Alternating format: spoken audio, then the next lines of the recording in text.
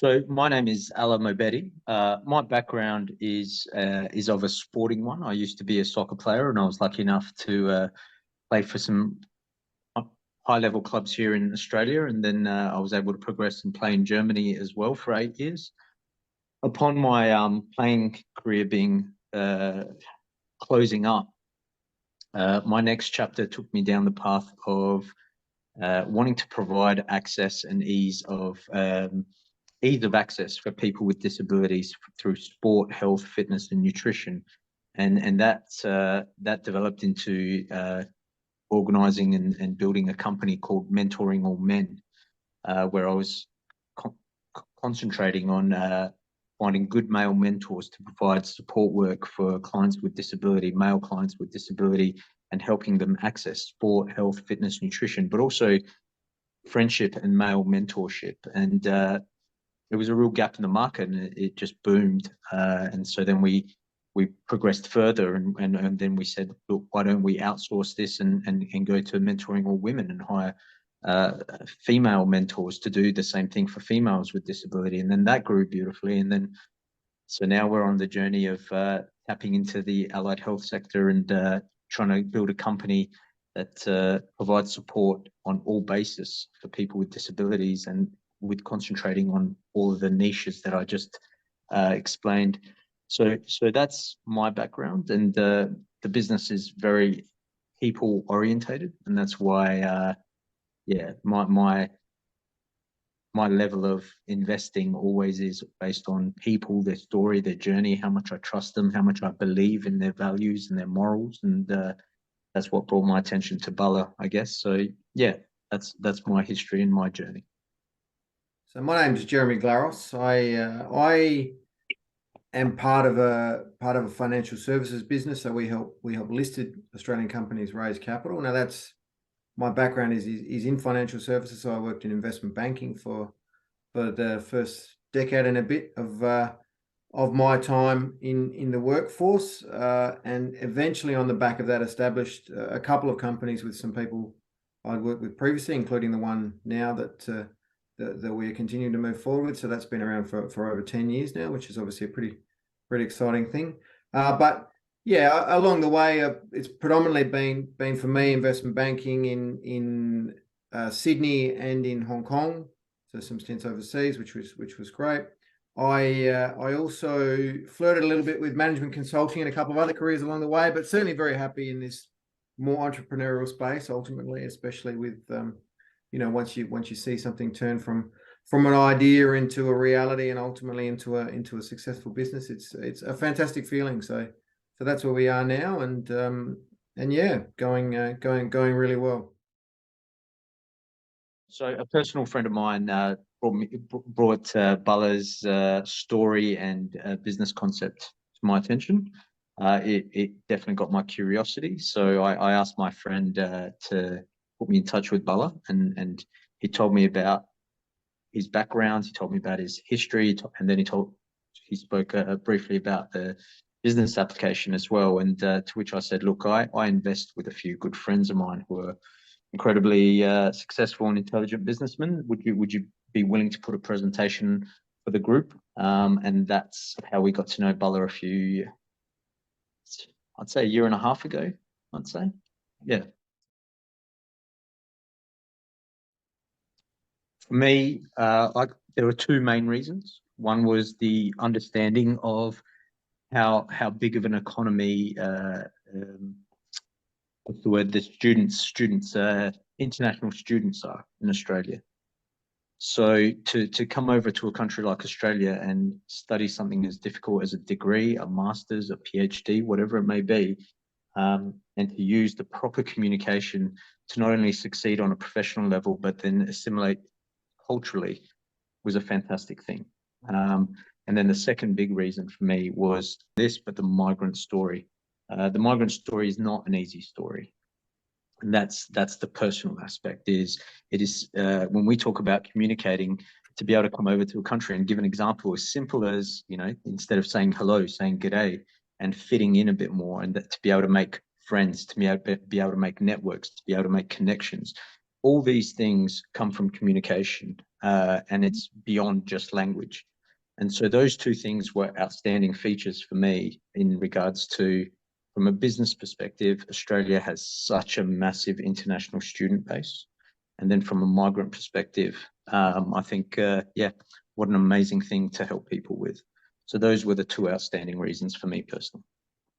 So look, our investment in GetMe, I think there's no question that a big driver for me personally, I think for us as a collective, was our experience with Bala and hearing his story and understanding the passion and the reality behind it. Obviously, as part of all of that, we made sure that we spoke with some people to understand his background and his capabilities, and everything checked out very strongly. But it's not just that, right? On top of that, there was this, okay, well, is this business that we're talking about, does it have the potential to succeed? And I think there's no question that it's a business that I think all of us can see doing good. And that's something that I know Ella touched on earlier, this ability to help people who are migrating. And I know that's part of Ella's story, and obviously was part of Bella's story as well in coming to Australia. So something that can help do good for people, that is important. But, there has to be an element of can this be a commercial success as well? And I think when we actually started to look at what Bala is trying to achieve with GetMe and understand how big the potential there is, then yeah, as well as doing good, this business really can be a real commercial success. When you look at first of all that migrant story and people looking to move to countries like Australia or the United States or Canada or any other English speaking country in the world, and make sure that they can fit in as easily and seamlessly as possible.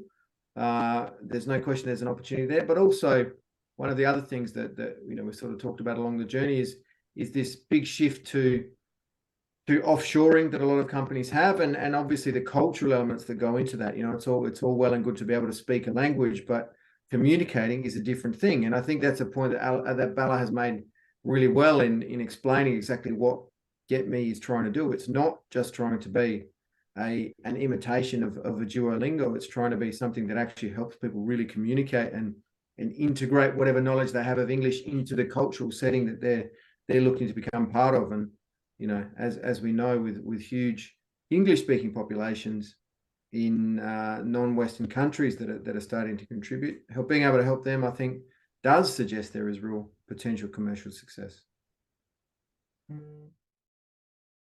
What's been interesting is since we invested in GetMe, as well as the venture capital, the bottom falling out of the venture capital business, all of a sudden, probably the last 6 to 12 months, you cannot open a newspaper or turn on the TV without hearing something about artificial intelligence, about chat GPT and similar. And what's really interesting is that, from the start, this has been something that GetMe has been very much focused on, right?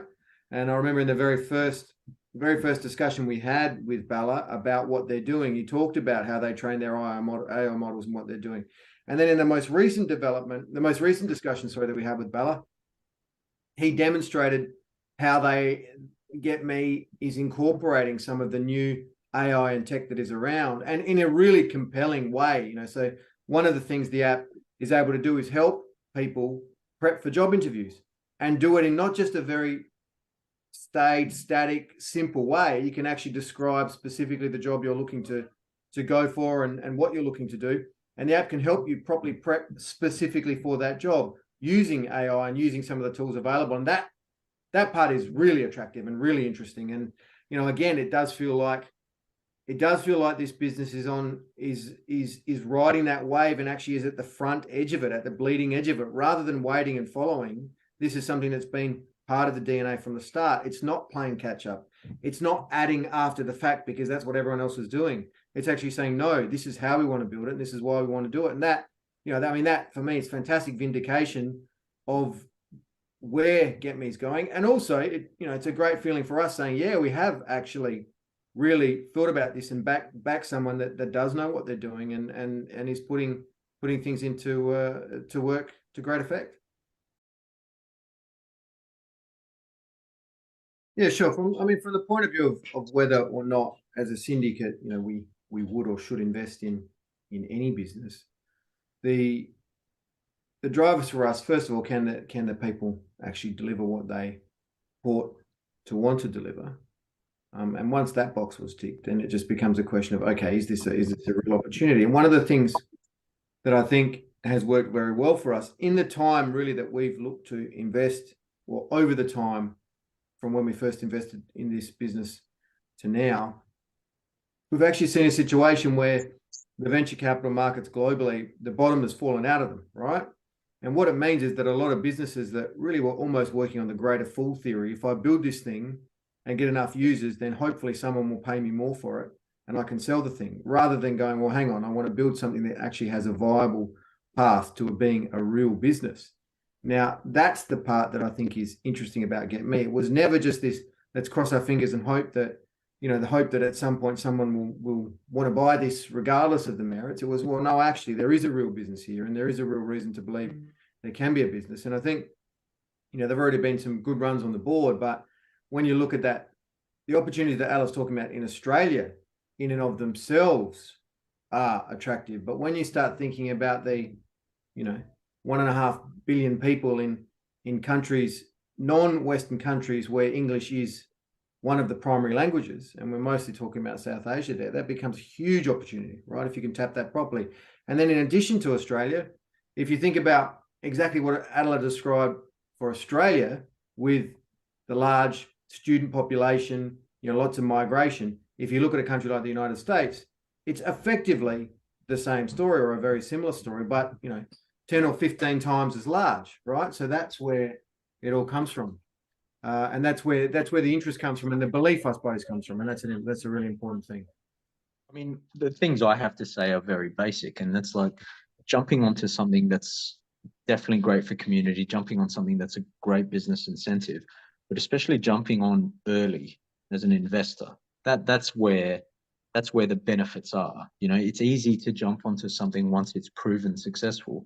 So the writing's on the wall with this. It's going to be an incredibly good app.